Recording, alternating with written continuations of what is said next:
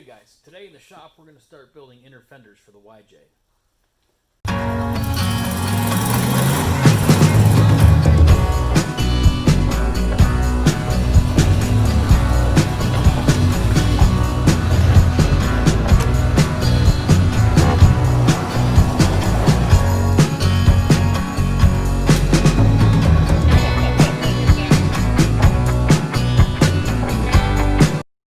Alright, to get started on these inner fenders, we're going to use a process known as CAD. I know what you're thinking, that's a lot of money for a CAD program. We can't afford that. Well, this isn't Big Tire Garage. We use a different kind of CAD here. We're using cardboard-aided design, not computer-aided design here. In this case, we're actually using foam core board. I like the foam core board because it's more rigid than cardboard. It lays out really nice and it actually will hold its shape. I've installed riv nuts throughout these, and I'll touch on that a little bit more later. And then I just tape things together from there. Alright, let's take a look at why we need to build these inner fenders. Obviously these fenders are not stock. These are just something I put together with some 1 3/4 square tubing. There's my mangled air intake there. But we're working off of the shock hoops.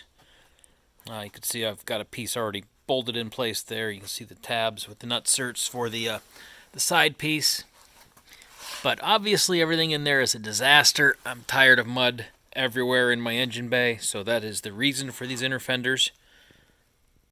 And I'm also not sure, but these inner fenders may actually help it cool better. It's a theory. I don't know, but with no inner fenders, it allows the air from the fan to just go wherever it wants, and these inner fenders are going to help focus the air over top of the motor better.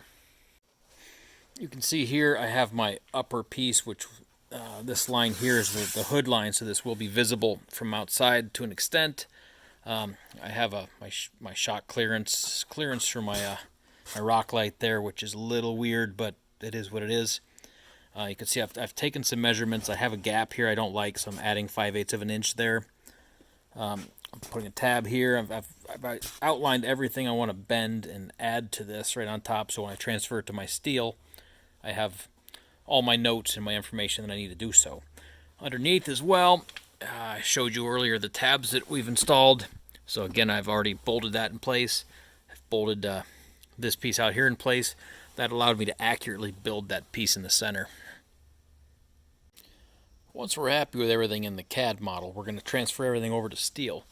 You can see here how I've laid everything out. I've got some flaps I'm going to bend down to tie things together. Used a hole saw to cut at least the beginning of my shock mount. I'm going to have to do a little filing and grinding there.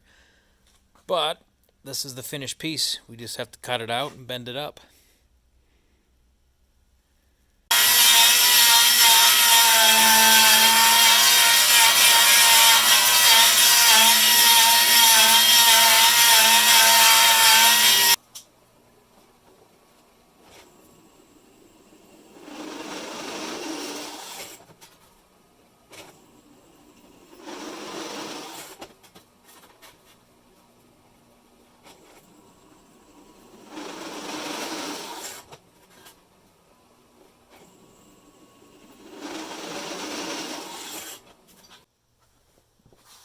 Alright, so here's my riv nut gun, just cheap Astro 1442 from Amazon. Got some 1/4 riv nuts, again, more Amazon products. About a 3/8 inch clearance hole, and it goes in just like a rivet does.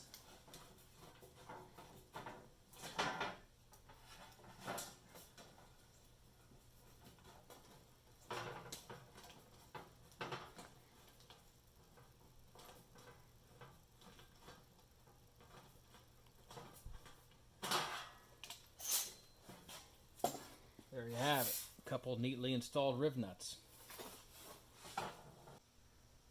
Alright, so here it is with the hood closed. I'm excited I can finally put a hood latch on here. I haven't had that for years. But at this point, I'm calling this side done. I've got all my bolts in. I've got all my riv nuts in. You can see up inside, everything is bolted in, everything lined up. I'm real happy with how it turned out. Now I just have to do it on the other side.